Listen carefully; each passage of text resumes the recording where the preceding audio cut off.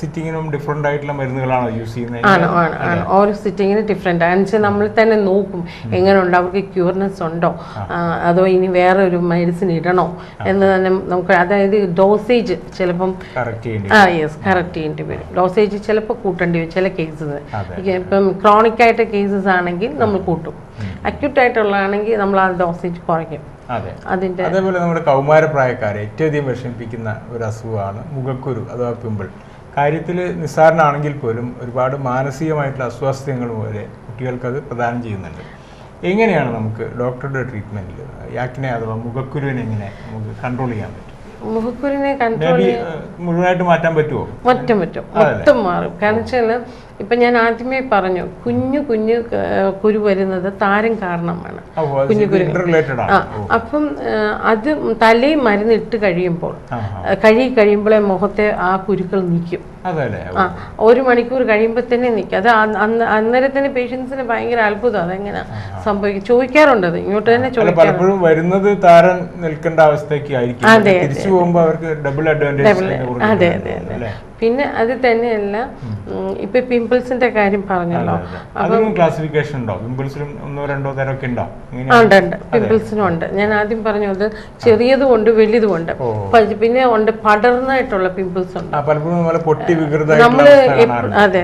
നമ്മൾ ശ്രദ്ധിക്കേണ്ട ഒരു കാര്യം, കൈ കൊണ്ട് ഒരിക്കലും പിമ്പിൾസ് പൊട്ടിക്കരുത്. പൊട്ടിച്ചു കഴിഞ്ഞാൽ തീർച്ചയായിട്ടും അവിടെ പാട് വീഴും. പക്ഷെ അതായത് പഴുപ്പും ആ ചോര എല്ലാം പോവും. പക്ഷെ ചാൻസസ് ഉണ്ട് പാട് വരും. കുട്ടികളെ കൂടുതലും എങ്ങനെയെങ്കിലും അതെ. അപ്പൊ എന്ത് ചെയ്യണമെന്ന് വെച്ചാൽ അത് തന്നെ പൊട്ടിപ്പോവാണെങ്കിൽ ദാറ്റ് ഈസ് ഗുഡ്, അതായിരിക്കും ഏറ്റവും നല്ലത്. ഇല്ല എങ്കിൽ വിടുക, അതേ ശ്രദ്ധിക്കാതിരിക്കുക. അതെ.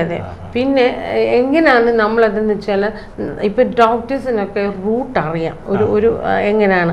അപ്പോൾ ആ റൂട്ടിലാണ് നമ്മളത് ചെയ്ത് കഴിഞ്ഞാൽ, അതായത് ക്ലിക്ക് ചെയ്ത് കഴിഞ്ഞാൽ അത് നെക്കി കഴിഞ്ഞാൽ അതിൻ്റെ പസ്സും ബ്ലഡും എല്ലാം പോയി കഴിയുമ്പോൾ ഉണ്ടല്ലോ, നമ്മൾ തന്നെ ആ മരുന്ന്, അതായത് ഫേഷ്യൽ ചെയ്തതിൻ്റെ കൂട്ടത്തിൽ കഴിയുമ്പോൾ മരുന്ന് വെക്കും. പച്ചമരുന്ന് തന്നെ പുരട്ടും, ദേഹത്ത് മുഖത്തെല്ലാം പുരട്ടും. ഇവിടെ ഇപ്പം ഒരു കേസ് എനിക്ക് ബാംഗ്ലൂരിൽ നിന്ന് വന്നൊരു കേസാണ്. ആ കേസ് തന്നെ മുഖത്ത് അപ്പടി കുരുക്കളുള്ള ഒരു കുട്ടിയായിരുന്നു. 1 മണിക്കൂർ കഴിഞ്ഞ് ഞാൻ ആ മോളോട് പറഞ്ഞു, ഇത് പച്ചമരുന്ന് ഇട്ടിട്ട് നമുക്ക് നാളത്തേക്ക് നോക്കാമെന്ന് പറഞ്ഞ് നാളെ വിട്ടു. 1 മണിക്കൂർ കഴിഞ്ഞ് ഞാൻ വിട്ട ശേഷം പിറ്റേ ദിവസം രാവിലെ കറക്റ്റായിട്ട് പുള്ളിക്കാരി വന്നപ്പോൾ ഈ ശരിക്കും 2 ഇഞ്ച് പൊങ്ങി നിന്ന കുരുക്കളെല്ലാം ചുങ്ങി. അതെ. അപ്പൊ തന്നെ അവർക്ക് അത് വിശ്വാസം വന്നു.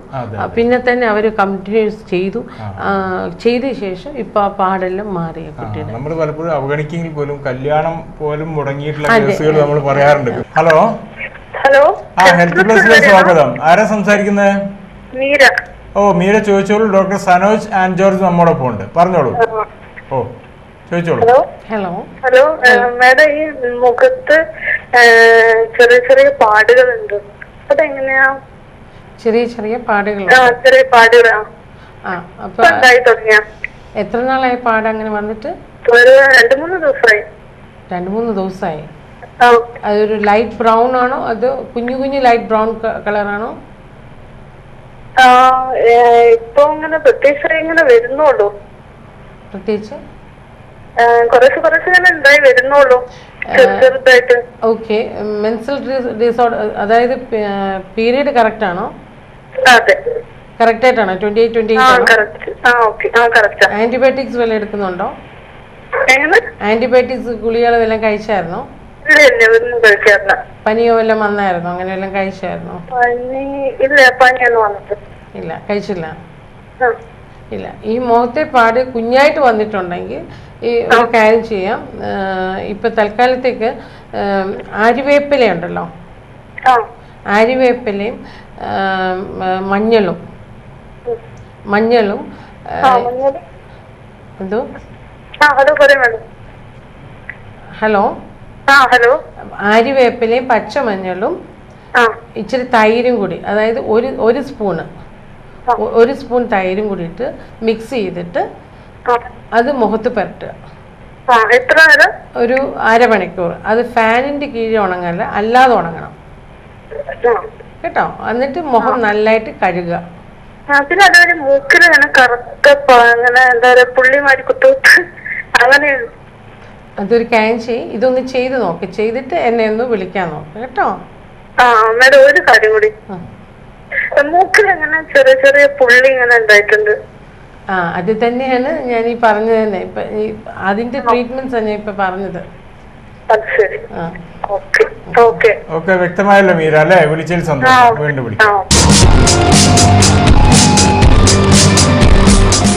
താരൻ പലപ്പോഴും നിസ്സാരനെന്ന് നമ്മൾ പറയാറുണ്ടെങ്കിൽ പോലും ഡെർമറ്റോളജിസ്റ്റ് ഒക്കെ പറയുന്നത് അത് മറ്റ് ഭാഗങ്ങളെ കൂടി ബാധിക്കുന്നതാണ് ശരീരത്തിൽ. അങ്ങനെയുണ്ടോ?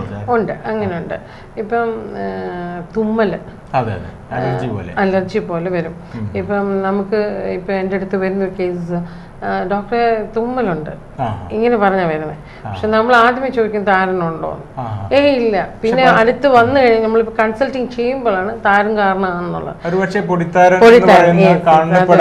അത് തുമ്മൽ വരും. പിന്നെ ഇമ്പോർട്ടൻ്റ് ആയിട്ടുള്ള ചെവി നല്ലതായിട്ട് ഇൻഫെക്ഷൻ വരാൻ ചാൻസസ് ഉണ്ട് താരനുണ്ടെങ്കിൽ. അതായത് ചൊറിച്ചില്, അതിൻ്റെ കണ്ണിൻ്റെ പീലികൾ, കണ്ണിന്റെ ചൊറിച്ചില്.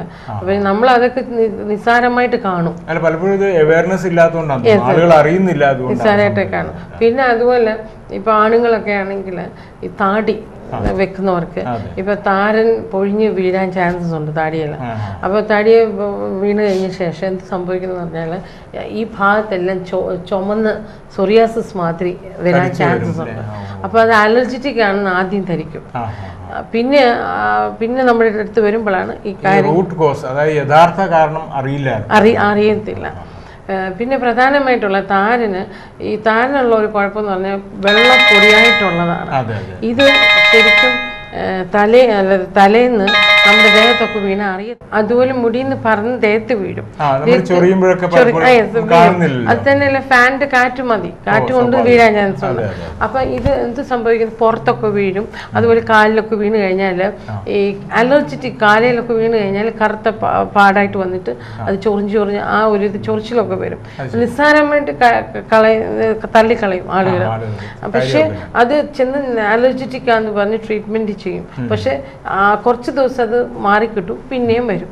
ഹെൽത്ത് പ്ലസിലേക്ക് സ്വാഗതം. ആരാ സംസാരിക്കുന്നത്? ഹലോ. ഡോക്ടർ നമ്മോടൊപ്പം ഉണ്ട്, സംസാരിച്ചോളൂ. ഡോക്ടർ സനോജ് നമ്മോടൊപ്പം ഉണ്ട്, സംസാരിച്ചോളൂ. Hello hello hello. സ്കിന്നിന്റെ മുകളിലേക്ക് ലൈറ്റ് കളറില്ലേ?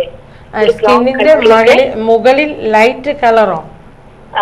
സ്കിന്നിന്റെ മുകളിൽ സ്കിന്നിന്റെ മുകളിൽ എന്താണ് വരുന്നത്? ഒരു ബ്രൗൺ കളറിൽ ഇങ്ങനെ, അത് എല്ലാ സ്ഥലത്തേക്കും വ്യാപിച്ചിട്ടാവുന്നുണ്ട്. സ്പ്രെഡ് ചെയ്ത്, അതായത് കുരുക്കളാണോ? അല്ലല്ല, കുരുക്കളല്ല. ലൈറ്റ് കളറിൽ ഇങ്ങനെ കളർ ചേഞ്ച് മാറി ഉണ്ടാവും. ഫേസിലാണോ? മുഖത്താണോ? മുഖത്തല്ല, തൊക്കിലൊക്കെയാണ്. തൊക്കിലും കൈവിലേക്കൊക്കെ വ്യാപിച്ചിട്ടുണ്ടാവുന്നുണ്ട്. അപ്പൊ തലയിൽ താരം കാണുമോ? താരനില്ല. ഇല്ല.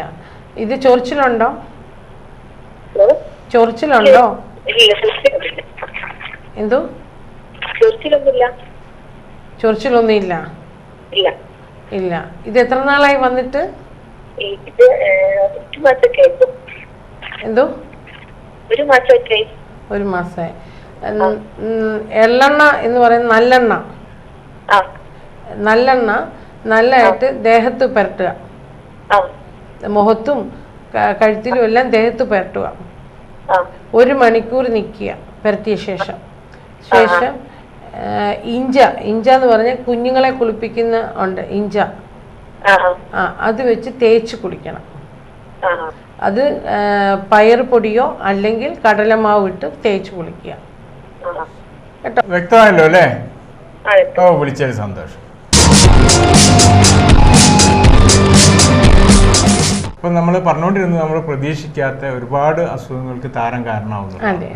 മറ്റെന്തെങ്കിലും അസുഖങ്ങൾ ഈ താരന് ഞാൻ പറഞ്ഞില്ലേ കറുത്ത പാടുകളായിട്ട് വരും, പാടുകളായിട്ട് വരും. അത് ചൊറിഞ്ഞ് നമ്മൾ തന്നെ അറിയത്തില്ല, അത് ഇൻഫെക്ഷൻ ആയിപ്പോ. അത് പിന്നെ അങ്ങനെ ഒരു ട്രീറ്റ്മെന്റ്, അങ്ങനെ ഒരു അസുഖമാണ് അതിൻ്റെ. പിന്നെ അത് തന്നെയല്ലാതെ ഈ താരന് ഇപ്പം നമ്മൾ ട്രീറ്റ്മെൻറ്റ് ചെയ്യുമ്പോൾ ശ്രദ്ധിക്കേണ്ട കാര്യങ്ങൾ, ഇപ്പം ആളുകൾ അത് ഇപ്പോൾ ഒരു ഷാമ്പു ഇടുമ്പോൾ താരൻ നിന്ന് മാറി നിൽക്കും താൽക്കാലികമായിട്ട്. പക്ഷേ ഈ താരൻ ആദ്യം മനസ്സിലാക്കേണ്ടത് സ്കിൻ ഡിസീസ് പോലെ സ്കൾ ഡിസീസാണ് ഈ താരൻ.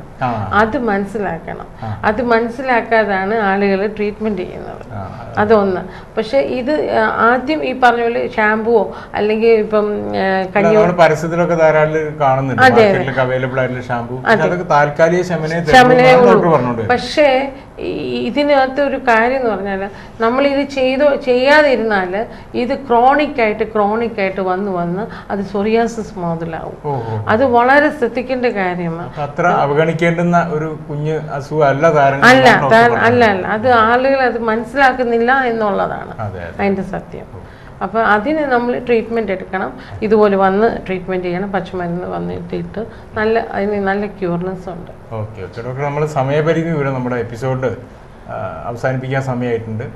ഡോക്ടർ സനോജ് ആൻഡ് ജോർജുമായിട്ട് നമുക്ക് ഒരുപാട് വിഷയങ്ങൾ ഇനിയും സംസാരിക്കേണ്ടതായിട്ടുള്ള സൗന്ദര്യ സംവർദ്ധക മേഖലയിൽ ധാരാളം കാര്യങ്ങൾ ഇനിയും നമുക്ക് ചോദിച്ചറിയാം.